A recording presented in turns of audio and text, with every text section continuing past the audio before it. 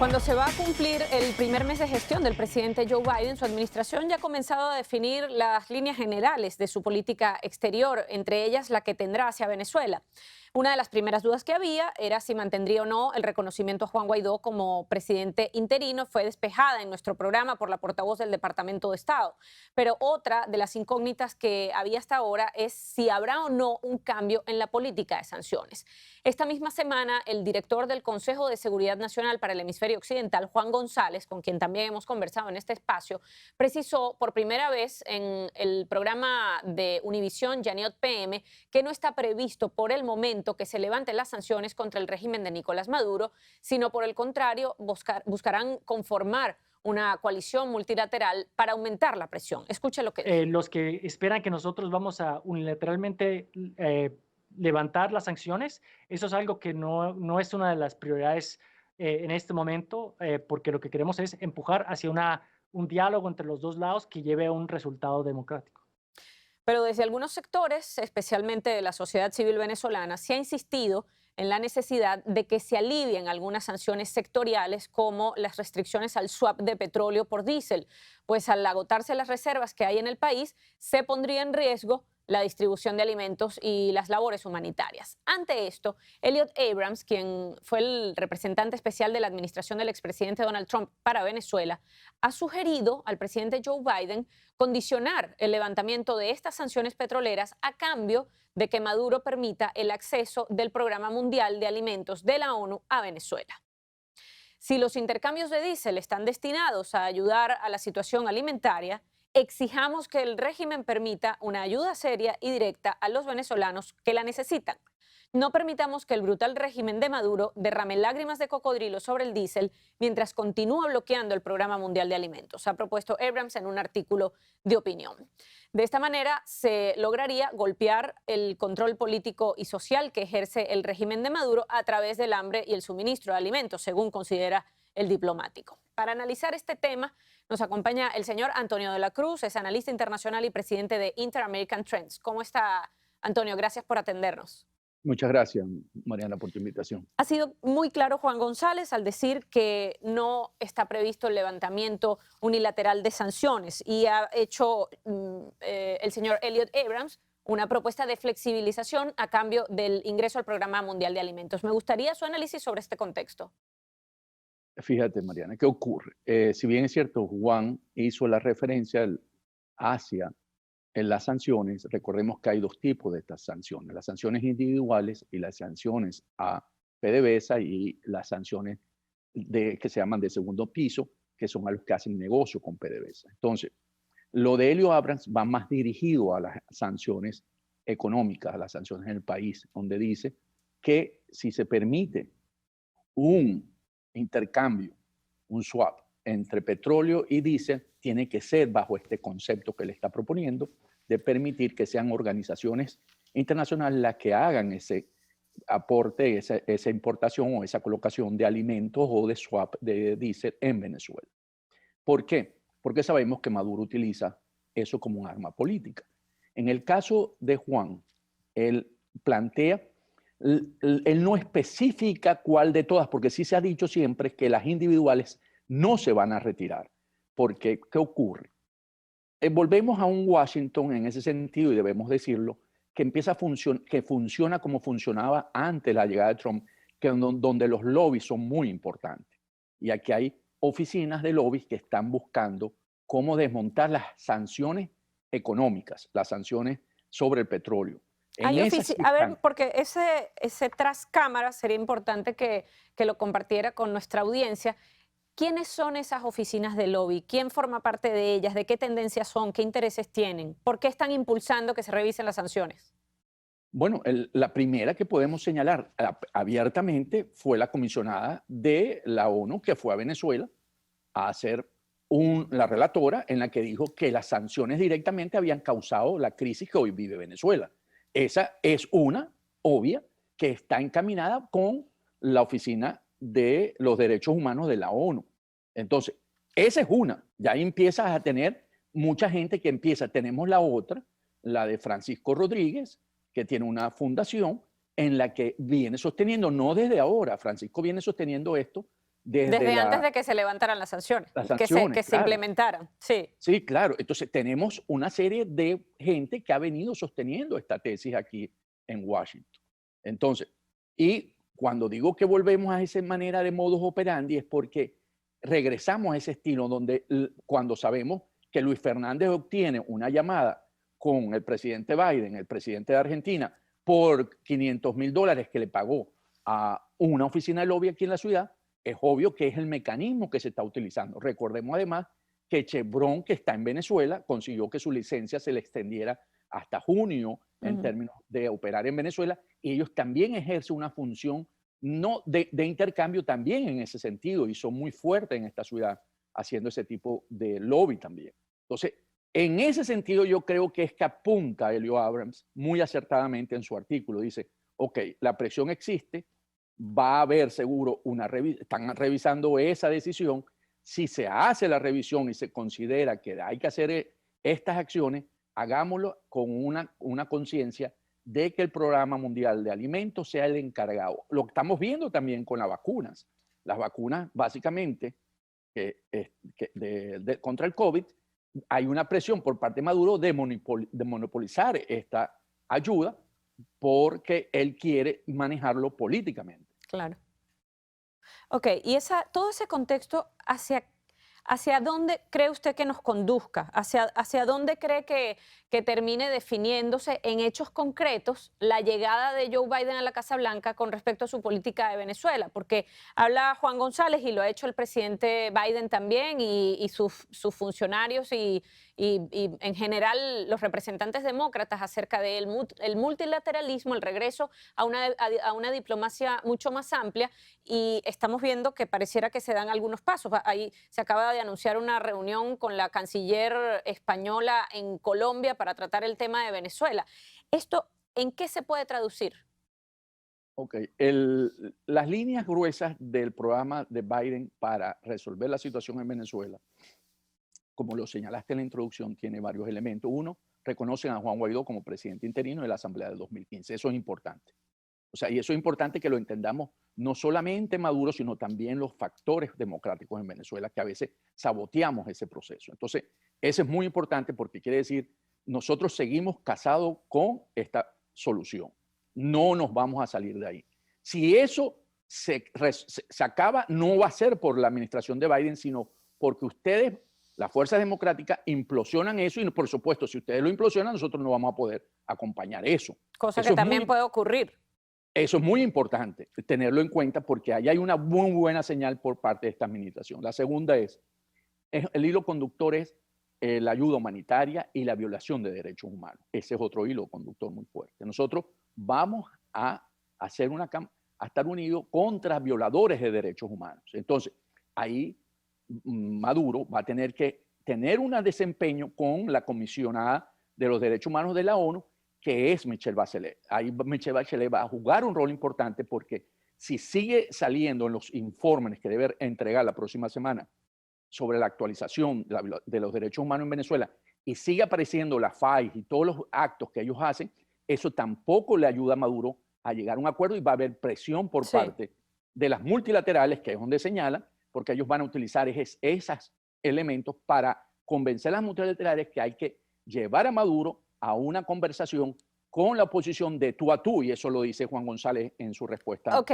y quiero que profundicemos en lo que dijo y cómo lo dijo. Al regreso voy a hacer una pausa y ya venimos con más de esta conversación. El lenguaje del vocero del Departamento de Estado es un lenguaje trumpista, no me cabe duda.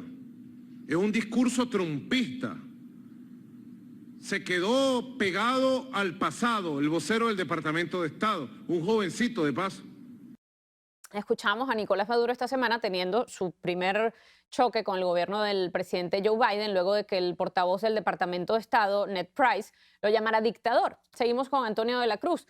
Señor Antonio, y en la conversación de Juan González, él puntualizaba dos cosas que creo que son importantes para entender un poco dónde estamos parados ahora, ¿no? La democracia de Venezuela no va a llegar mañana.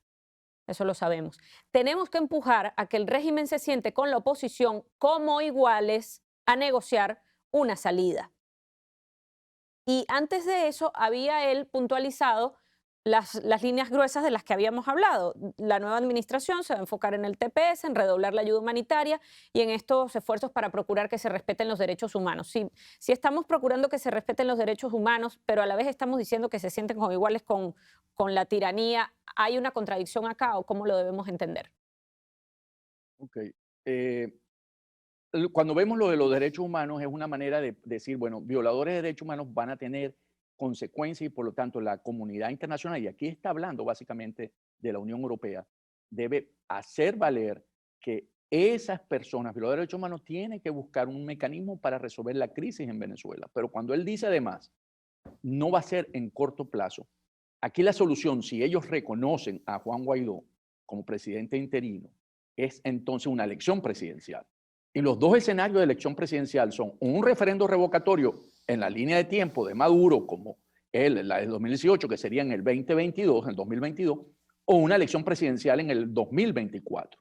Ese tiempo hay que definirlo con la administración. ¿A qué se refiere? Si es en un referendo revocatorio, porque básicamente sería, porque la solución para la administración de Biden, de acuerdo a Juan González, es básicamente es un cambio presidencial, una elección presidencial. En eso es tan claro. Entonces eso es importante también precisarlo. Y la otra parte en la que él dice que se sienten de tú a tú porque como ellos reconocen a Juan Guaidó como poder ejecutivo legítimo, ellos dicen un poder ejecutivo legítimo debe tener la misma legitimidad que un poder ejecutivo usurpador.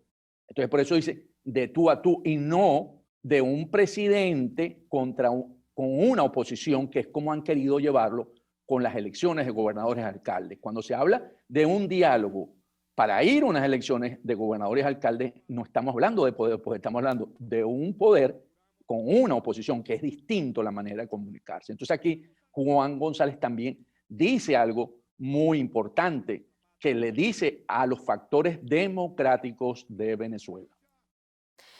El lenguaje utilizado cuando vuelve otra vez a estar sobre la mesa la palabra diálogo, ¿no cree que sea tiempo ya de, aunque el fin sea el mismo, intentar que las partes se pongan de acuerdo, que el régimen ceda y que nos conduzca a unas elecciones? Volver a llamar diálogo un ejercicio que ha fracasado tantas veces, ¿no cree que debería tener una revisión en cuanto a los términos?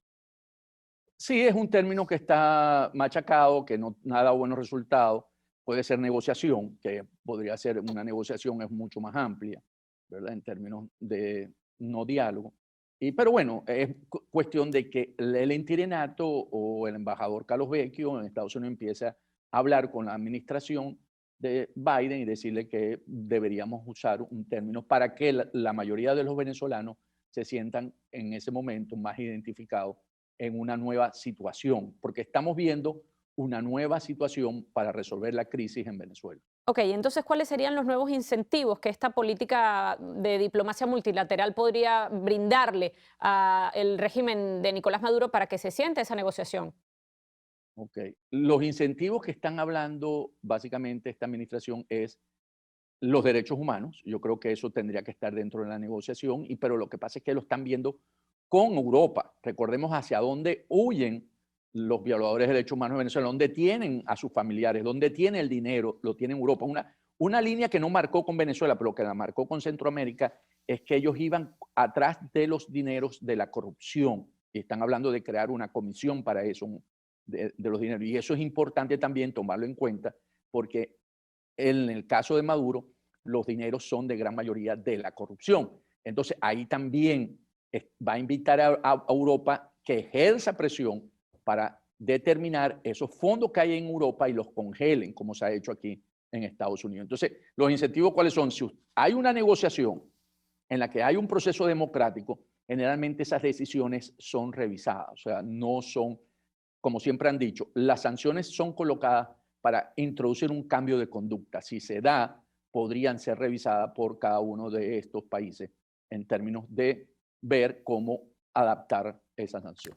Bueno, entonces justamente por ese mismo racional es que la sentencia de González al decir no estamos dispuestos a modificar las sanciones, no está planteado por ahora, termina generando confusión. Yo insisto que yo creo que él en ese momento, estoy especulando, es las individuales.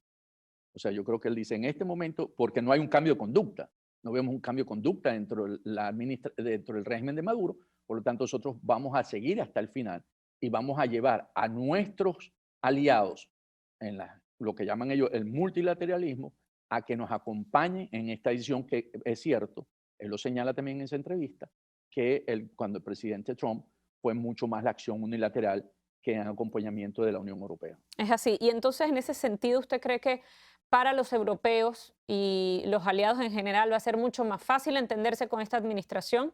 ¿Va a generar Tota- mucho más efecto la coordinación? Totalmente, porque recordemos que Josep Borrell, que es el canciller de la Unión Europea, dijo, estamos esperando qué decisión va a tomar Biden. Entonces quiere decir que hay vasos comunicantes que fluyen más y además ellos están abordando multilateralmente ahorita lo de Irán, lo de las armas atómicas. Entonces, básicamente están creando toda una plataforma de actuar en común y eso les permite tener acciones en diferentes frentes. Si volvemos a la propuesta de Elliot Abrams, ¿cuáles podrían ser las opciones de algún tipo de flexibilización de sanciones? El swap de petróleo por diésel y alimentos, eso es una obvia porque se ha venido por la crisis humanitaria interna, se le carga a las sanciones petroleras. Pero aquí hay que hacer un punto, manera, que es que lo del diésel no es tanto para Venezuela como para Cuba. Quien necesita diésel hoy es Cuba, porque al tener nosotros una poca producción y no tener importación de diésel, Cuba depende de eso para generar su electricidad, porque ellos no tienen caídas hidráulicas. Entonces, el que está desesperado por diésel no es tanto, es Venezuela, hay una parte cierta, pero nosotros tenemos una capacidad, se produce diésel dentro del país, es Cuba. Entonces, cuando uno escucha que es que no van a mover las cargas de productos de Venezuela, no es totalmente cierto. Recordemos que llegaba el barco de Irán y el buque con combustible y diésel, y estaba en el mismo muelle el que salía para Cuba. Entonces, el que quiere diésel aquí básicamente es Cuba y eso hay que decirlo con nombre y apellido. Ya para finalizar, este contexto más doméstico, interno en Venezuela, de ciertos sectores empresariales reuniéndose con el régimen de Nicolás Maduro, reportes de cierta reactivación a nivel comercial de la economía. ¿Qué papel juega en toda esta urgencia que pueda tener el régimen de Nicolás Maduro de sentarse en una negociación? Maduro y el régimen necesitan, y aquí el presidente actual de la Asamblea de Maduro, Jorge Rodríguez, han buscado aliados para mostrar esa flexibilización económica en Estados Unidos. Y uno de los que han convencido es a Fede Cámaras. ¿Por qué? Porque ellos están cambiando el modelo en Venezuela y están vendiendo o entregando o en concesión o de alguna forma, alguna figura, las empresas que expropiaron. Y Fede Cámaras, los empresarios están viendo una oportunidad para poder volver a entrar en negocio en Venezuela. Entonces se están prestando en este momento para buscar que aquí en Estados Unidos se flexibilice, porque Maduro necesita flexibilizar las sanciones directas a PDVSA para poder tener recursos lícitos para mantener la maquinaria de represión y que la sostiene a él. Ha usado usted una frase muy precisa, se están prestando. Vamos a ver en qué termina eso. Me he quedado sin tiempo, Antonio. Gracias, siempre un gusto conversar con usted.